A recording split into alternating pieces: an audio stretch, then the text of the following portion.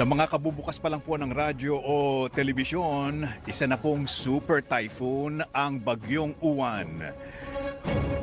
Huling namataan ang sentro ng bagyo sa layong 125 kilometro hilagang silangan ng Virac, Catanduanes.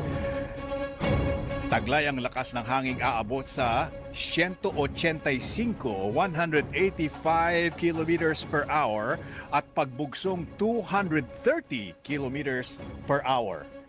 Nakataas na ang signal number 5 sa Polillo Islands, Hilagang Camarines Norte, Silangang Camarines Sur at Catanduanes, habang signal number 4 naman sa Silangang Quezon, nalalabing bahagi ng Camarines Norte at Camarines Sur at Silangang Albay. Signal number 3 sa mahigit 30 lugar kabilang po ang Metro Manila, Isabela at Northern Samar, habang signal number 2 sa 11 lugar kabilang ang Ilocos Norte at Biliran. Signal number 1 naman sa 18 lugar kabilang ang Batanes, Southern Leyte at Dinagat Islands. Sa forecast track, posibleng lumapit ang mata ng bagyo sa Catanduanes bago maglandfall sa Aurora mamayang gabi o bukas ng madaling araw.